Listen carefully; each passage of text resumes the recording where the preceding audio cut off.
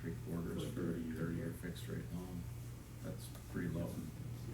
When You it can afford started, a lot they more were house. 11%. And home prices went up as interest rates went down. It's a matter of what people earn and what they can afford to buy.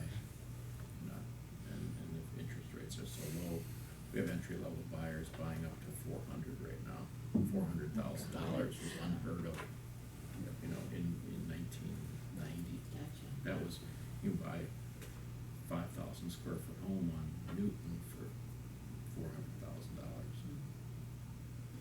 So I feel like, so these documents, They are used. in terms of, you know, there's a couple of different buckets we were thinking about, in terms of like CDA training, as we have new CDA members come on, I think it would be good if we pulled out, again, these are sort of, when you open the document, you see how small the cursor is and how many pages there are. I think we could sort of pull out some of the key themes of these documents to have in a, maybe more of a package or concise thing that as new CDA members join, or as community participants are interested in sort of the concise themes that, under which we operate. I think that would be helpful to do.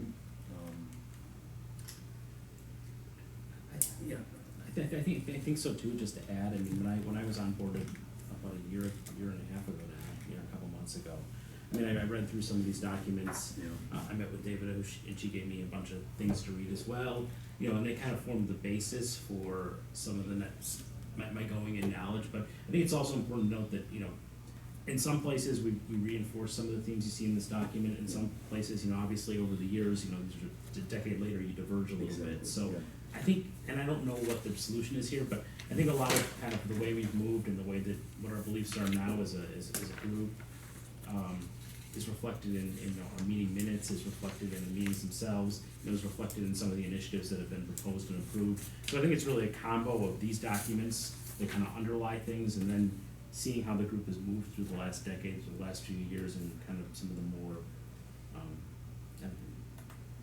more kind of changing documents, like the initiative Yeah, documents. that was my second point, was that I think there's a need for the CDA to some degree review these and reconfirm that they are the priorities. And I think we should have the target sites as a document that we review. You know, are they still the target sites? Or obviously things are changing all the time with respect to those, and what does it even mean to be a target site? Because, you know, right now we're not, you know, there certainly is the opportunity for someone to request TID financing. That's not an active thing we're doing, but again, I think it's us being more intentional about some of these pieces that we can put into our process a little more. Rebecca. Well, you're gonna have an opportunity to do exactly what you guys are looking to do, Yeah. with the village board. So one of the initiatives that was approved by the village board this year, and that was also put forth by the CDA, was a collaborative one between Chairman Hammond and Trustee Amenta and President Rosick. And that was to go through an update of our strategic goals and priorities as, both collectively with the village board and the CDA. So in January and February of this year, we're gonna be doing that along with our new financial advisors, Baker Tilly. And they're gonna be bringing in a facilitator to kind of lead us through 2 meetings of those 2 groups working together to say, okay, here's where we've done, you know, here's where we've been. In the meantime, we're gathering updates on the market through the housing study and also looking at the transportation study. And so we're gonna have that information and then come back together and say, okay, we have all this great information, let's check in with each other again and say what are most immediate, so that we can, you know, at least from a staff perspective, we can go pursue that on your behalf to the best of our ability. But then also we'll finish with the second part of the conversation for both of your groups, which is, okay, given these strategic goals that you now have, looking at the information, how we've reassessed, because it's good to do every 5 years, you know, you kind of take a pulse of where you're at. Then from a TIF policy perspective, how does that play into how you want to proceed or utilize that tool, if at all? Yeah. So we're gonna have that discussion. coming up in January and February. And I know that this month, Trustee Amenta and Chair Hammond and President Rozek will be meeting with Baker Tilly and Mark and Bart and I and the staff to kind of review that format for how those agendas will be set up. So it'll be coming shortly to Mhm. a meeting near you. And, you know, I think an important part of that process too is, you know, that sort of a check-in and what are our goals now, but also what is our process moving forward by which we monitor those, stay up to date, so we don't have in 5 years again go, wait a minute, what are we doing? You know, make ourselves smarter about how can we make sure we stay up to date all the time. So it's not Great kind of point. a snapshot, you know. Yeah. I have a question about are we still doing the down payment assistance program, or did we suspend that? They're all suspended. Yeah. But in the neighborhood loan program, that portion of it, or you?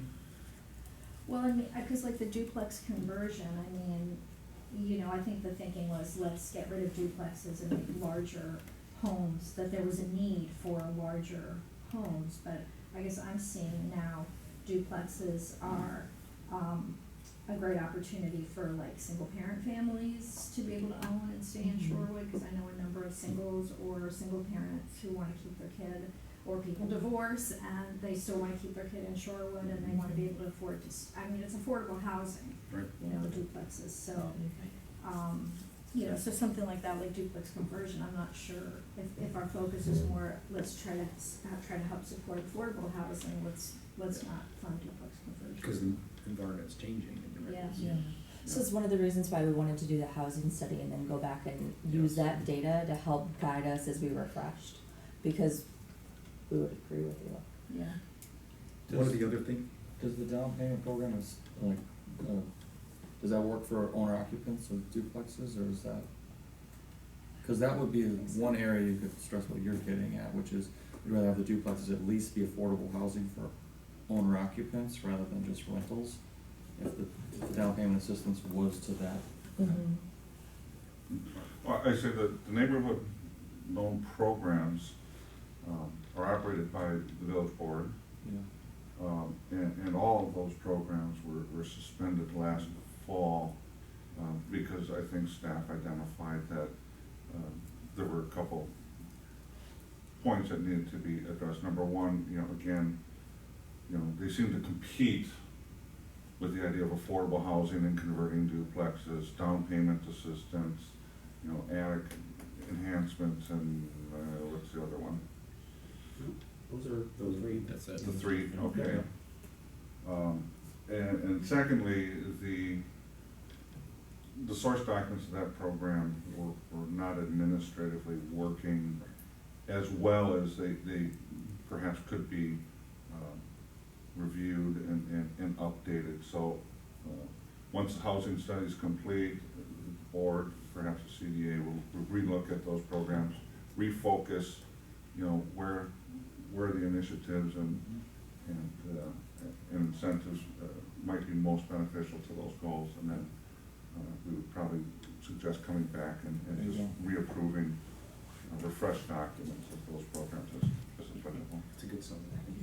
And people still are calling for reference. I still get probably 1 or 2 phone calls a week asking, is that available, when it'll be available again? Mm. So people are familiar and aware of it.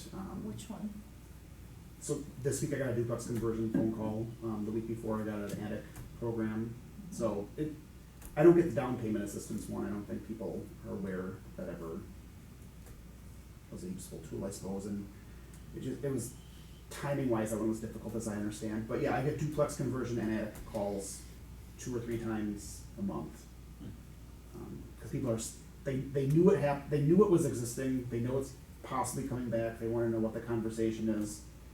I tell them we're doing a housing study, and we will hopefully know early next year at some point, but people still are aware that it was out there.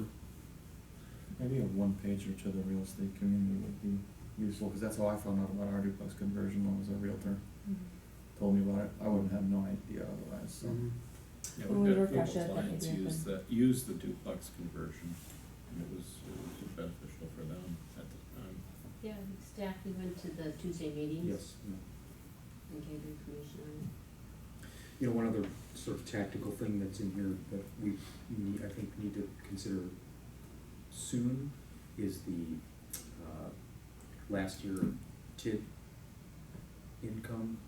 Oh. Taking, you know, considering the point of taking that for purposes of a Mhm. housing, whether we want to do that or not, I think, I don't right now have a feeling either way, but I think we should talk about that and decide if that's something we wanna do. I think there I are think it's gonna be a definite part of your discussion on Oh, the it is, strategic good, plan. okay, Yeah. cause the timing, I've lost track of timing on that, where are we in our last 5 years, are we 3 years left, 2 years left? Close to 2022, right?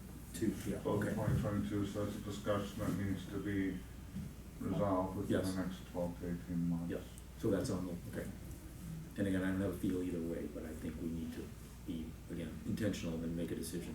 Yeah, either so way that's, on it. you know, one of the things from a staff perspective that I'm gonna want guidance on through that strategic planning process is what do you want us, right, we're gonna have that discussion. Yeah, Because I'd prefer not to wait. no, I- yeah. I mean, I think it's a CDA Yeah, question, but I think Yeah.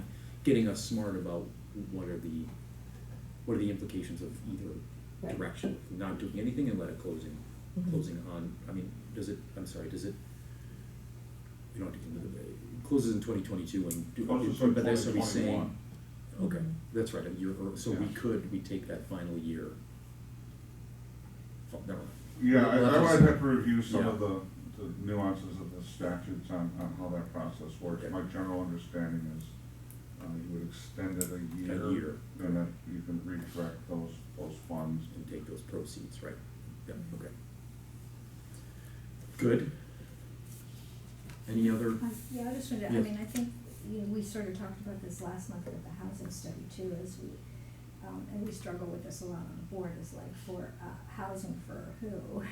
Because, you know, just in thinking about if we really stress families and family housing and school enrollment, I mean, a lot of the vitality in the business district is probably due to like 30-somethings, and I know one landlord who told me he never has trouble renting anymore because a lot of 30-somethings wanna move here because they can go to the bars and walk home and they don't have to drive. Yep. So, you know, I think it's probably more single people and younger people who are spending more money in the business district, or older retired people, I don't know, but, so if, you know, I'm just, I don't know if we really focus on, oh, let's just bring in let's focus on trying to get a lot of families in, you know, is that gonna affect how much money is being spent in the business district, so. There's an irony there that the development of that corridor in Oakland wasn't to move older people into those, to open up housing and it created such a vibrant downtown that it had quite the opposite effect, that everyone who moved into those buildings were 30-somethings looking For, to yeah. buy, and then eventually priced everybody out of Shorewood. Although I was surprised, I forget which study it was, but the Shorewood's population of single-person residents is the highest It's high. by far. No. It has been forever. Mhm. Well, that was like the 2006 study or even before, so, you know, I think that's been the nature of, because again, you know, they talked about UWM and Mhm. that impacts that. So I think we've been in that place for a while, that I would have thought we would have had more sort of family, multi-people household scenarios, but we're actually a lot lower than like, you know, than Not that the surrounding communities, so. Not to put too fine of a point on that, but some of that could have been to historically prohibitions against certain types of marriages, because Shorewood's a very welcoming community. Could be, In terms yeah. of alternative families, gays, and that and stuff, and Mhm. Yeah. I The know other quite a thing- few who might have had to put down single in the past, so historically that could have some impact on it. Mhm. Yeah, the other thing it reminds me of, and not to get too philosophical, but sort of the unintended consequences of things we think we're doing and trying to do and influencing the market, and I struggle with, I mean, we've talked about that with the TID stuff, you know, all the great work, but there's always unintended consequences of things, and when you're pushing in certain ways, are you actually getting to where you wanna go? And is there a different approach that says we're putting more of a philosophy out there and letting the market then respond to it, you know? I mean, I don't And know. again, the people that are in the business know that a lot Yeah. better than I do, but I do hear people coming back saying, just so you know, when the CDA did this, here is an impact that happened, and I would be like, I didn't realize that that was one of the impacts. I think there's a lot of those things that happen, and we have to be cognizant of. We might be thinking we're doing one thing, but in fact, the outcome is slightly different, and we need to be careful about that. We're just cognizant of can we actually influence? what Yeah, I we mean, are I think the intending to. influence is usually pretty small. I mean, the You market's can't- gonna do what the the- market's yeah, gonna do. I think so and too. Anything we're gonna do with a loan conversion program or something like that is probably pretty marginal, Yeah. but yeah, I mean, I think the philosophy has been, I think 10 years ago it was support the school district, and more recently it was support the business district. And, you know, and if we're gonna change that to, you know, support, we want more affordable family housing or whatever we decide, you know, is the value, but, I Or don't- is that the right approach? Or is there, you know, is that the right question for us, or are we not asking the right? I mean, are we supposed to be that tactical to say, we want X, more affordable housing for young families for school? Well, they were in Ozaukee County, in Mequon. They specifically Yeah, had targeted minimum square footage requirements. They didn't want anything under certain subdivisions don't want anything less than 4,000 Right. square feet. Yeah, They want big money, yeah, and they got it. That's exactly what they did. yeah. They've changed their tack, but recently they've got a lot of new development going, some of that green land, but they've, Well, they're from Mequon standards, they're they're getting still better. really expensive. Well, I mean, to me, 500,000 for an entry level in what they're calling their, the development that they're putting in next is, single family housing geared towards empty nesters. And starting Mhm. prices are 500. Yeah. but Mequon, I mean, 'cause I've been looking at, you could, I mean, for